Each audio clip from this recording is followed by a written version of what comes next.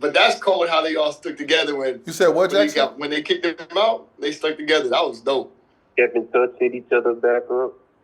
That was legendary move. We got 5 minutes, so we got to talk about the elephant in the room. Ketchup and rice, fellas. I can't let that go. First off, I'm a fan. I've been a fan of SB19. I'm a fan. I think we're all black. We all come from the struggle. We all know what it is. That's a different type of struggle, bro. Ketchup, rice, and salt, bro. It's different. It's just different. So when you say how can they show up every day to work for a dream and not getting paid for, it hit me. These guys are eating ketchup and rice. They don't.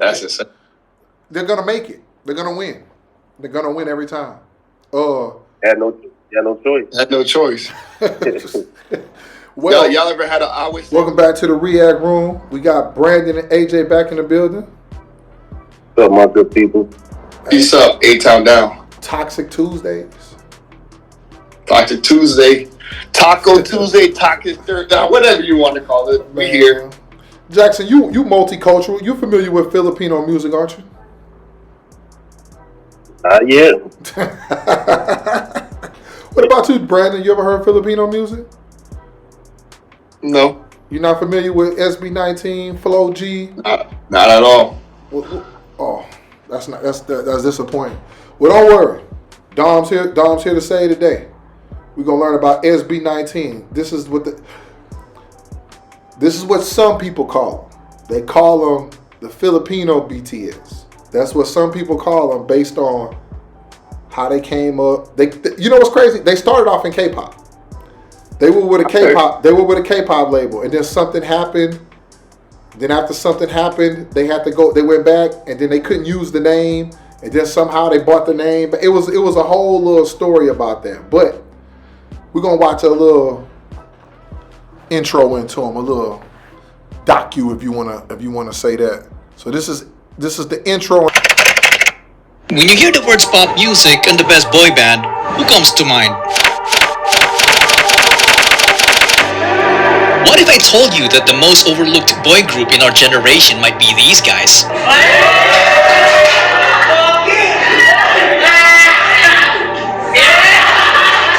In the last 6 years, these guys turned a small Korean entertainment company into a company that produced the greatest P-pop group ever. Are you proud of SB19?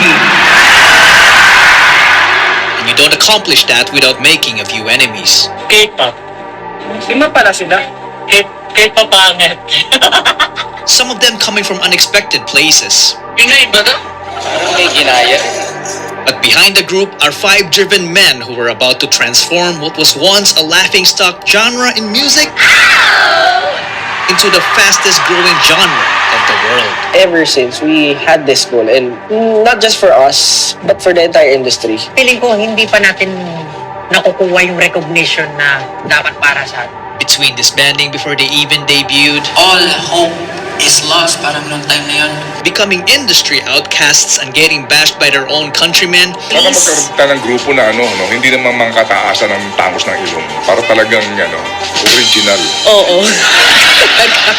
The rise of SB19 may not be the greatest Filipino success story ever. Maganda kasi yung revenge kasi talaga yung success na ipapakita mo sa mga hindi naniniwala. But it certainly is the most inspiring one. 1, 2, 3!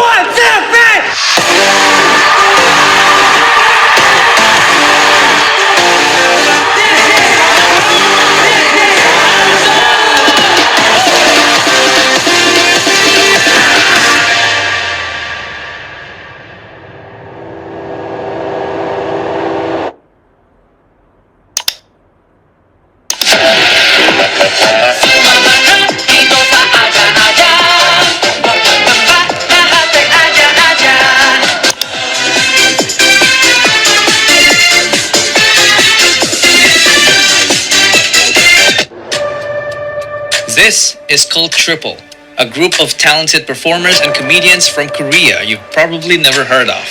They were formed back in 1994 when the word K-pop hasn't even been invented. In 2002, one of the members made the biggest mistake of his life, which will change the entire course of P-pop history.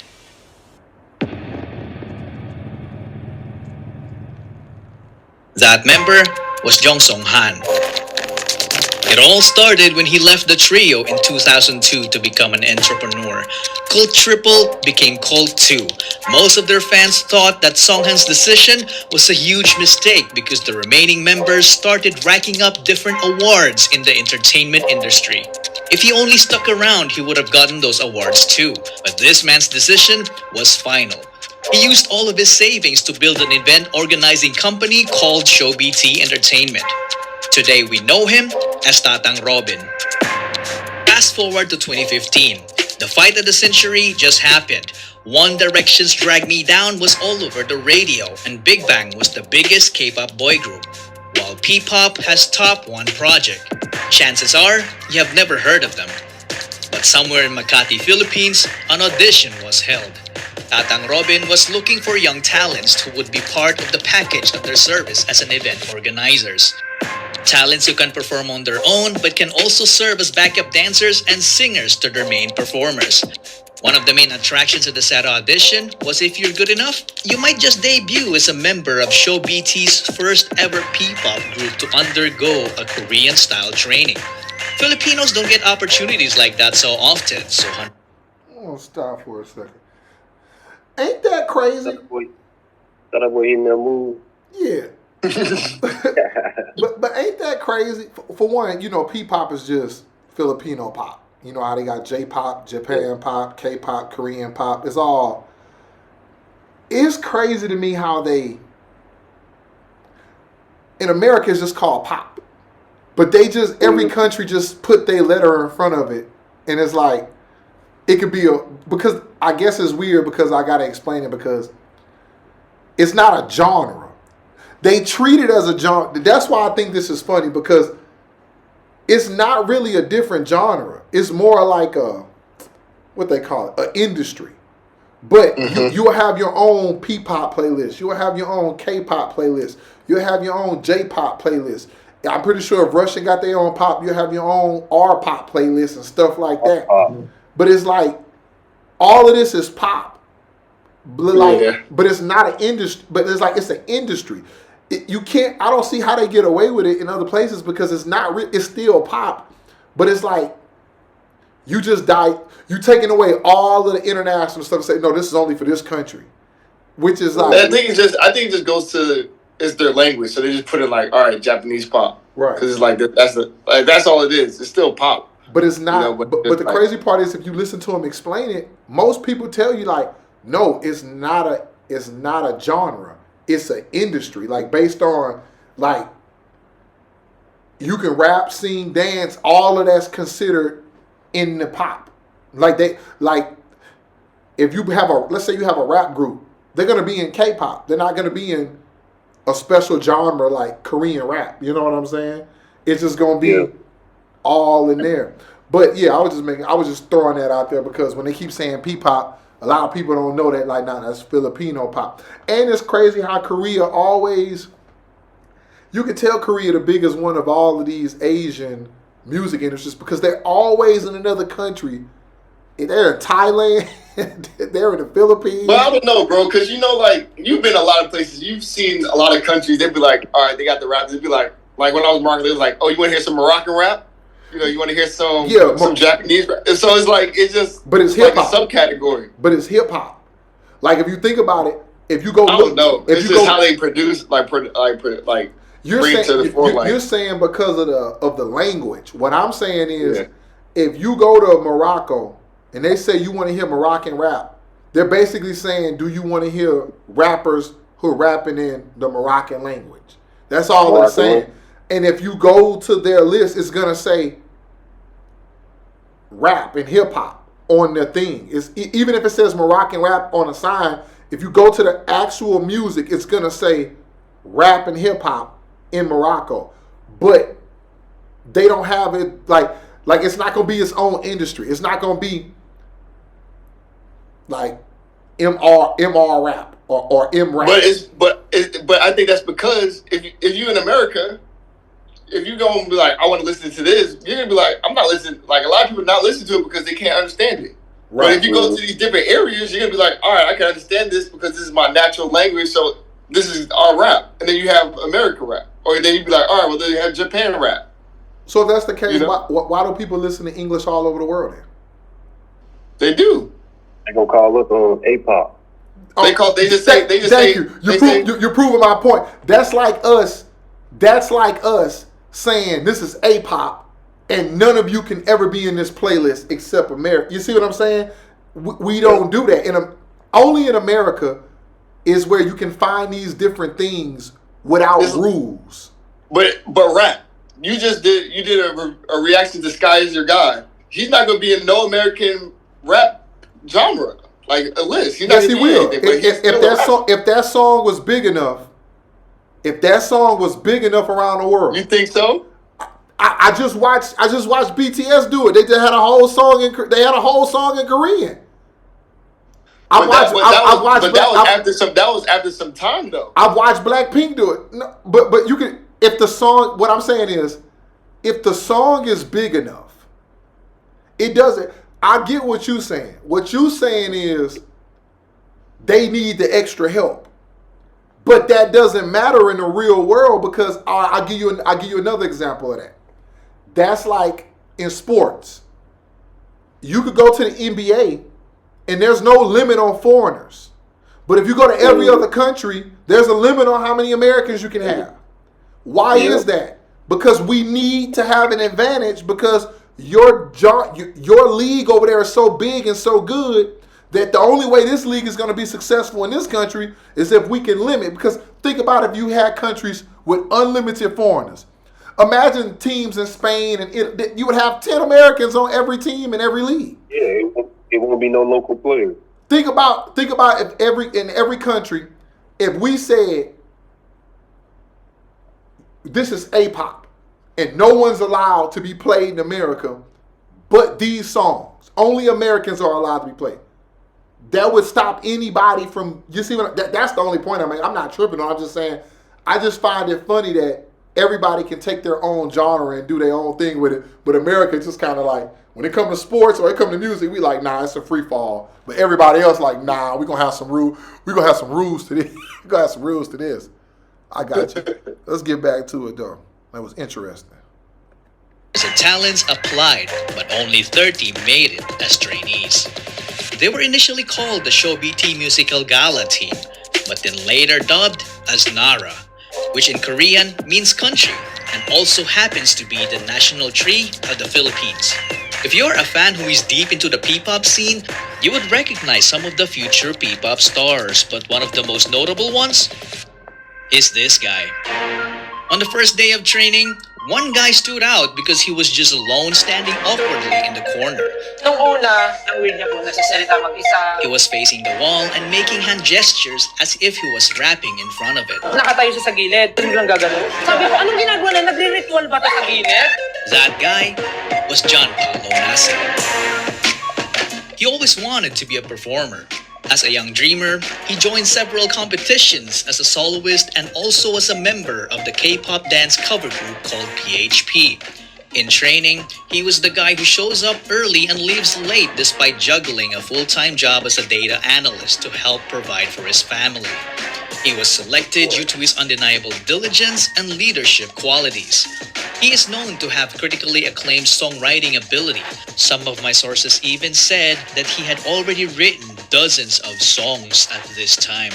He's also a badass rapper and was often called a genius, but consistently denied it because he claimed to be just a hard worker. This made him the destined leader of the group. He was known as Sejin at the time, but later would be known as Pablo. 30 trainees are a lot of trainees. It would take a very observant person with an eye for talent to notice Pablo in that corner. So who was that observant person with an eye for talent? Well, he was also a trainee. Stelvester Ajero. He He was only a kid when he started competing as a performer. As a dancer, he racked up win after win on a national level with his school crew and became their official choreographer, teaching crewmates 2 to 3 years older than him.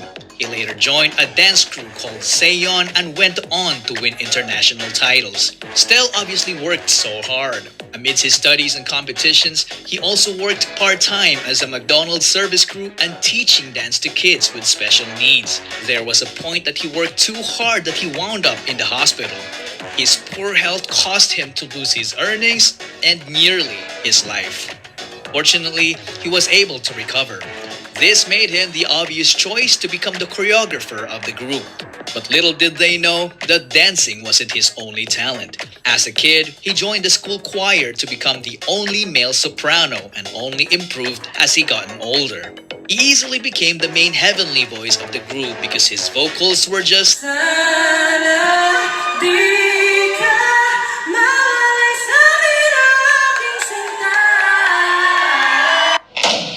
out of this world. Unlike Pablo, Stel was very friendly to everyone. In fact, one of his closest friends also auditioned and made it as a trainee. This friend is nothing to be trifled with because having the worst upbringing among the others made him the strongest when it comes down to pure guts and determination. Josh Cullen Santos. He left home at the age of 16 and it was his decision. From growing up in a toxic environment to being physically abused as a kid by their nanny. I'm talking about getting poured candle wax all over their body. At an early age, he experienced what it felt like to be a member of a middle-class family that went rock bottom in just a matter of months. They got evicted from medium-sized apartments to increasingly smaller rooms. It came to a point when his family had nothing to eat with rice but ketchup and salt. They had no permanent address. Because of that, Josh and his sister dropped out of school multiple times, so they got bullied at school for being repeaters. Sometimes he would even get into fistfights for defending her. Josh had enough of this, so he decided to leave to become independent and started working as an internet cafe attendant. Using his own income, he took the alternative learning system to attain his high school degree. He initially had no background in performing. Not until he found Stel performing with his dance group called Seon. Josh became an instant fan, and when they connected, Stel became his mentor, which led to them becoming co-members, and they went on to win numerous K-pop dance cover competitions all over Asia. They even met BTS during one of their winning runs in Korea. So from champions to trainees, what else is in store for them?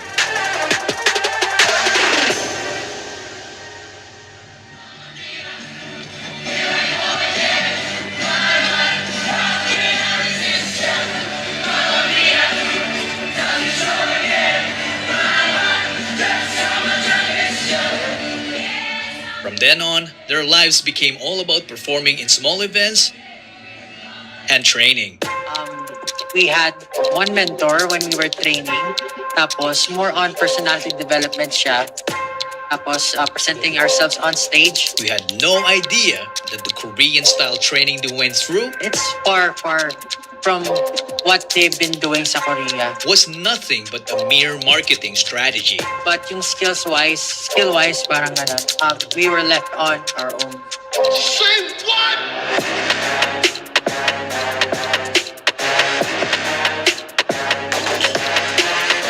They were left alone to fend for themselves, sharing knowledge to improve each other with the hope of making the cut.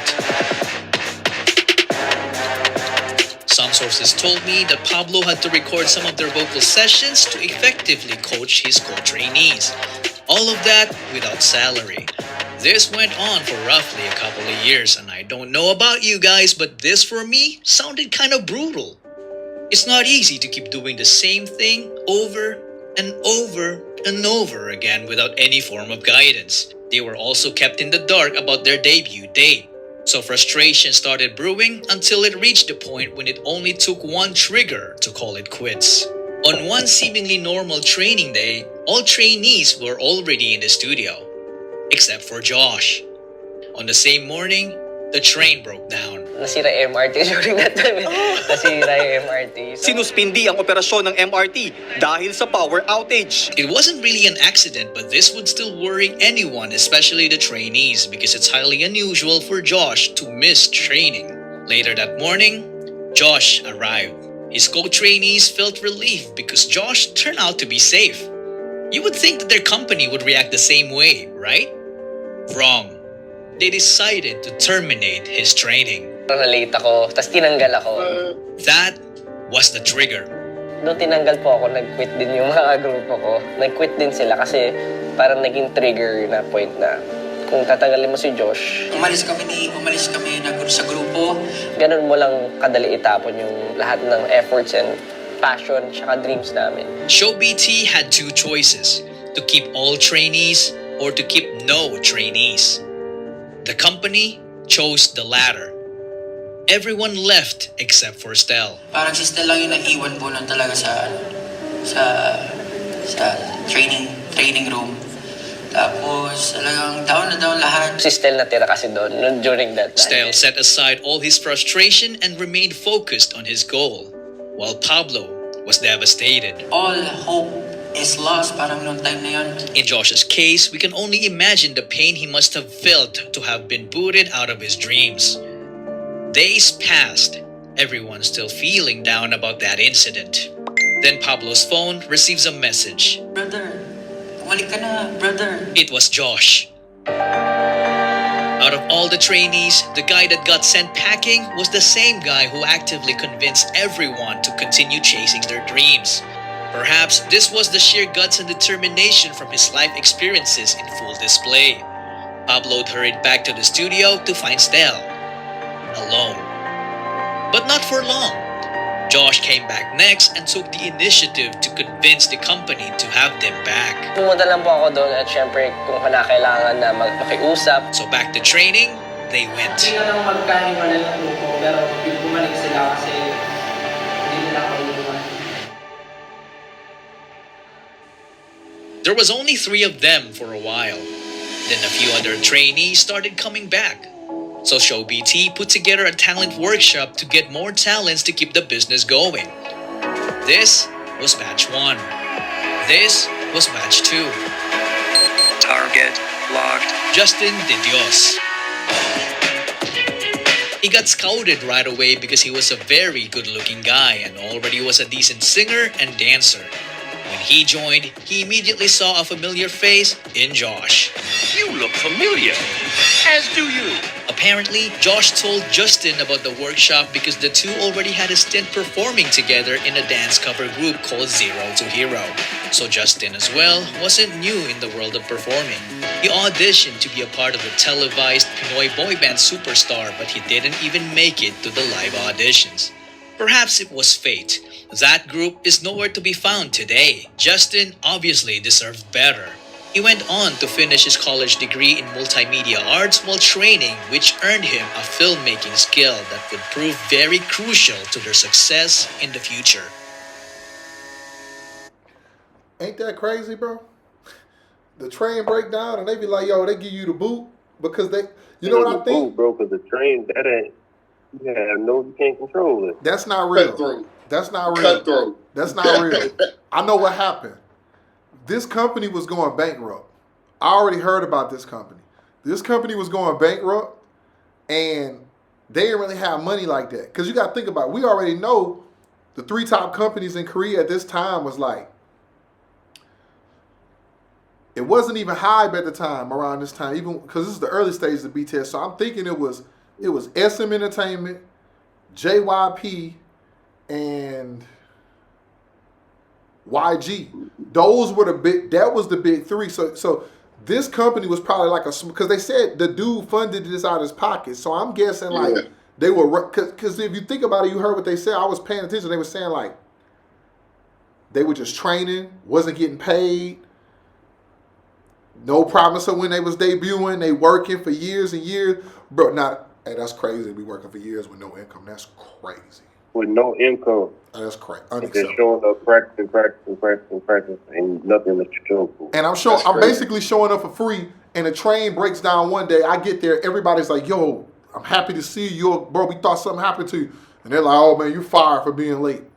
Hey man, we happy you safe, but hey, you gonna catch his boot. It sounded like they was looking for a reason to get rid of people because again, it's probably costing them money to keep operating, paying for everything. I don't know, man. Were they housing them too?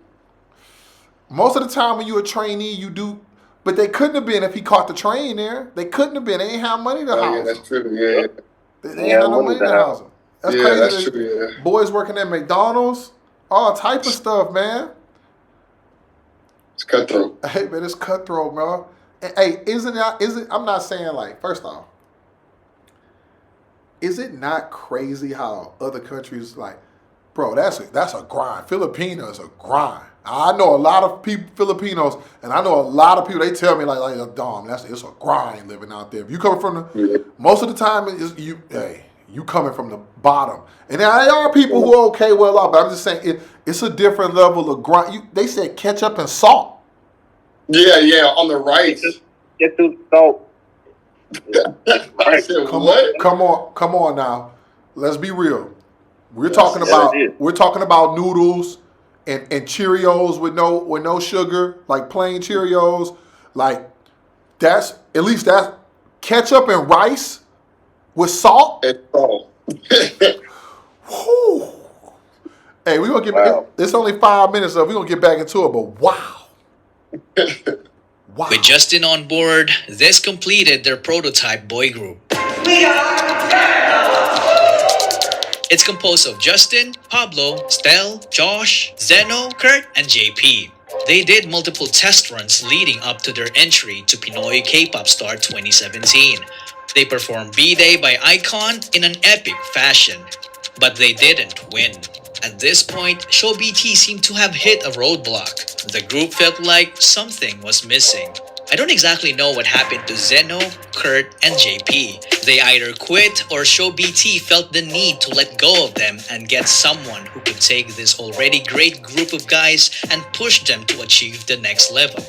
The extraordinary level. This year's in the making project of ShowBT needed to reach its peak. So they started the online auditions. When Josh heard about it, he was like, I know a guy.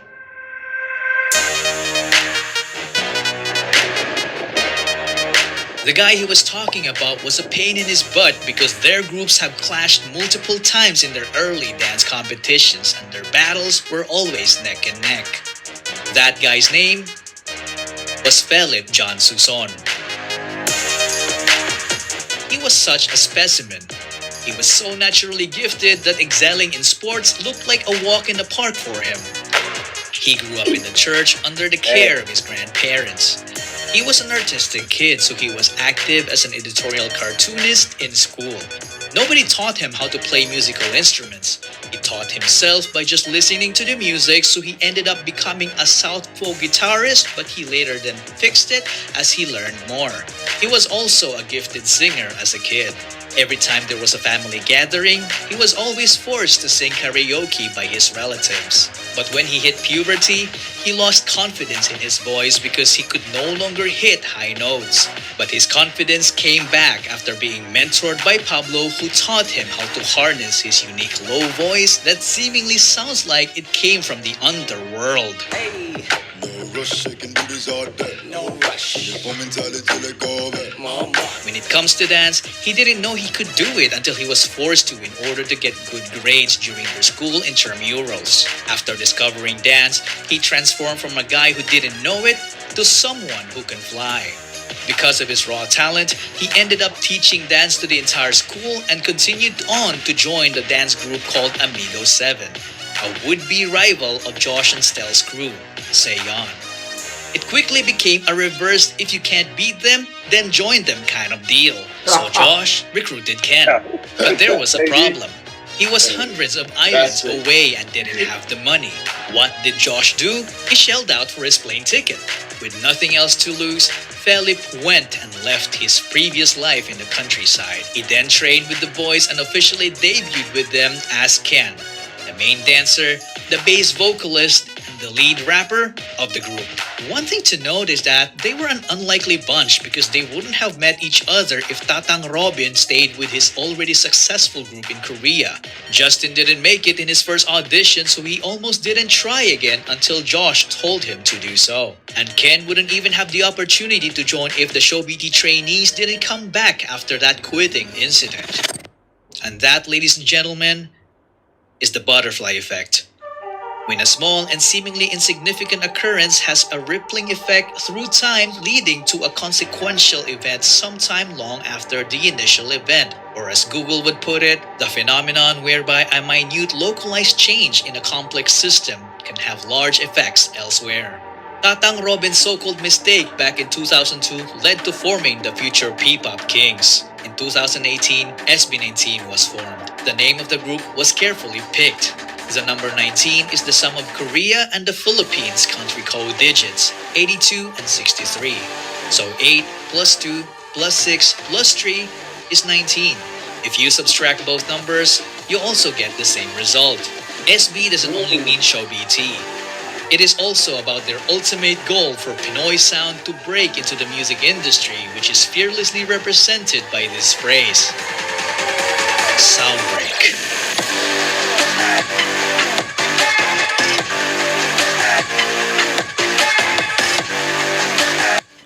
But that's cold how they all stuck together when you said what, Jackson? When they kicked them out, they stuck together. That was dope. Kept in touch, hit each other back up. That was legendary move. We got 5 minutes, so we got to talk about the elephant in the room. Ketchup and rice, fellas. I can't let that go. First off, I'm a fan. I've been a fan of SB19. I'm a fan. I think we're all black. We all come from the struggle. We all know what it is. That's a different type of struggle, bro. Ketchup, rice, and salt, bro. It's different. It's just different. So when you say how can they show up every day to work for a dream and not getting paid for, it hit me. These guys are eating ketchup and rice. They don't. That's just.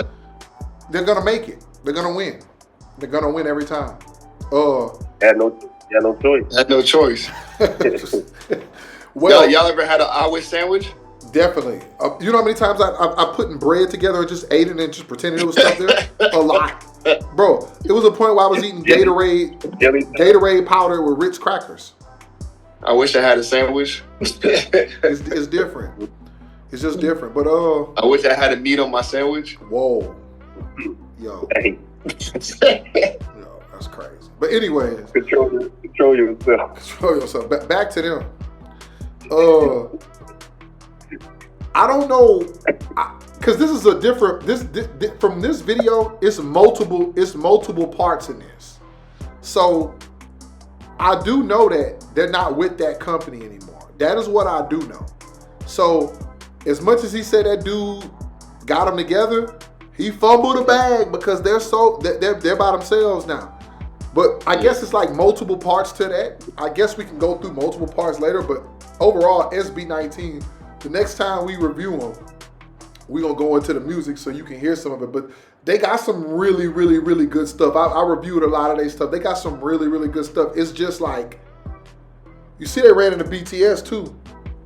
Yeah, I heard that. That was crazy. Yeah. I seen them in the video meeting them. It showed them like meeting them, but that's crazy though. Similar type of story. Odds against us. No one wants to see us succeed. Breaking through anyway. Coming from the bottom, grinding up. That's tough. That's tough, bro. But man, that was a crazy story. I want to hear more about that because that was crazy. We gonna watch the other parts eventually. Once they said we broke up, I'm like, oh yeah, it's over with. They done. And they say, oh nah, bro, we gotta go back. I said, oh, plot twist. Yeah, running back. Plot twist. He was like, he probably went home. He was like, yo, man, who cares what they're doing? And Buddy's standing by himself. I'm like, yep. What you got going on? I can't. What's going on? You ain't right or dying. But I'm not gonna lie, bro. I can tell by the way they make music that they got that grit, because when you hear their songs and you see what's going on, but that dude John Paulo, man, listen, he different. Pablo, he no different. He different. Like he different. If you wait till you hear the music, that's all I'm gonna say. Wait till you hear the music. He's different. And it seems like everybody has that one person in the group that has that voice, like especially in Asia, that they can. You know what I'm talking about, Jackson? Like the dude from Stray Kids, like the dude from EXO. Like they all can take that voice and make it like super deep, and it sound like it's from the underworld. I'm like, bro, how do you even do that? That's crazy. That's crazy. But man, okay, man, we got to get more into SB19. We gotta follow that series, and we gotta get into some music so we can see what's up. I like how they got the name too. How they put that name together. That was pretty cool too. Pretty creative, man. Yeah, that was crazy. So yeah, with under a minute to go, you guys tell us in the comments, what do you think about SB19? What do you think about this video's explanation of who they are and how they came together? Let us know so we can check more about it in the comments and put your songs that you want us to review down in the recommendations. We got to get up out of here, man. Like, share, comment, subscribe. Always with love. Peace. Peace.